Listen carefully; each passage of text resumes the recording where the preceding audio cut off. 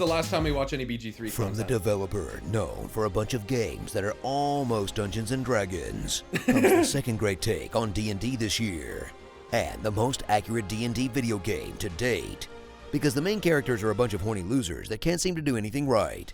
Baldur's Gate 3. Experience the buggiest open world game on the market until 2 weeks from now when Starfield comes out, as you journey once more into the world of Faerun, a magical land of fantasy where everyone wants to f you, including all the perverts in your party, the sexy wildlife, but mostly your own dice. Other than that, Faerun isn't too different from the real world, because everyone needs a long rest and has a serious case of brainworms. Search the land for a way to get rid of the worst hitchhiker of all time. Astarion. Oh, and the Mind Flayer worm, I see. Your tadpole, they got plopped into your peeper, which you have to fight against the influence of, while trying to figure out how to remove it from your brain without dying, as your quest to pluck it out has you trying everything, from homeopathic druid medicine, to Githyanki torture chambers, to just picking up a drifter and letting him go to town on your face with an ice pick. Why can I not summon health insurance? Min-max your way. What? What the fuck?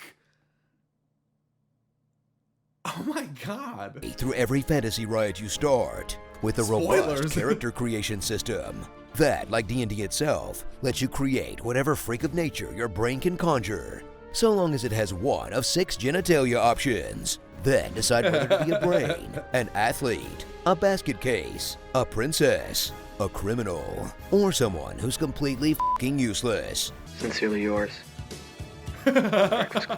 After which you'll level up with powerful new tadpole skills in an impressive case of not beating them, and therefore joining them, by using the parasites in your head to learn stuff like push and migraine, as all your companions tell you how bad of an idea it is to listen to your literal dark passenger.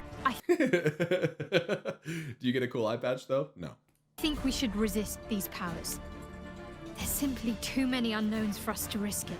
But you can always just peer pressure them into going full slug mode with you.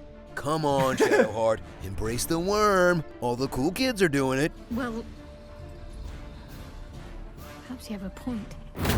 Gather up your intrepid adventurers in single-player mode, like a team of sexy Pokemon, and use their combined skills like you would in real life, trying to have conversations that don't end in death threats. Then, when things inevitably go off the rails, try to remember all your different moves as you shove, stab, and magic trick your way through the incoming hordes. Illusion, Michael.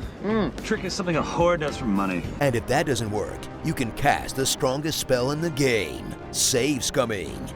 Wait, 2 hours since I remembered to save? What kind of game makes you manually save in 2023?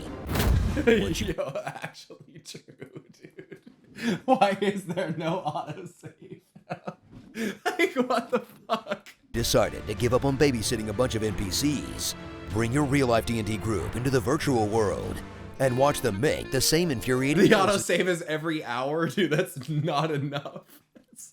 It's not enough. ...that they do IRL, steal all the loot for themselves, and pick the most bonkers dialogue options, just to see if they can make you actually explode for real. Hey, if you're lucky, this will go exactly like an actual tabletop session, and everyone will make excuses to bail out of the campaign after a couple of weeks for some reason. This could be everything we've been looking for. Go up against the scariest enemy in the game, the UI, with so many inventories to manage that a feat... True. As soon as I realized how crazy the UI was gonna get like this, it's part of why I stopped playing. Like looking at a Candy Crush level. Tooltips on tooltips on tooltips. It's just too much for my brain, dude. It's honestly too much. I can't. After row of skills and spells to make you just shrug and use whatever's in your hand at the time. What? I'm not gonna do Excel sheets in the middle of a war zone. So grab that 20-sided die and get ready to roll the most nat ones you've ever seen in your life in a truly massive gaming experience that will appeal to both old and new fans of the series, thanks to its intriguing story, fun characters, and thrilling battles, all coming together to make an impressive approximation of a real D&D campaign run by the worst DM in the entire fucking world. Starring Emily the Strange, Devil May Thighs, Crank 2, High Voltage, but with magic. Gethin' busy. I can't believe this sparkly twink rejected me. Will Nye the Demon Guy. Papa Bear, the MVP of celebrity video game VAs. And whatever your specific fetish happens to be. Baldur's Gate 3, Critical Hole. Casuals have sex with a bear. Real gamers seduce the Emperor of the Mind Flayers. Comment below on what you want to hear in my epic voice and check out these other epic gaming videos. Oh, what? What? What? Bear, real gamers seduce the Emperor of the Mind Flayers. What? Oh my god. Comment below on what you want to hear my in my epic voice and check out these other epic gaming videos Dude, I on had no GameSpot. idea. Dude, but he has, wait a second, he has tentacles, bro. Dude, do they show like penetration in this game? Okay. Okay, I was gonna say, bro, like, that's what mods are for.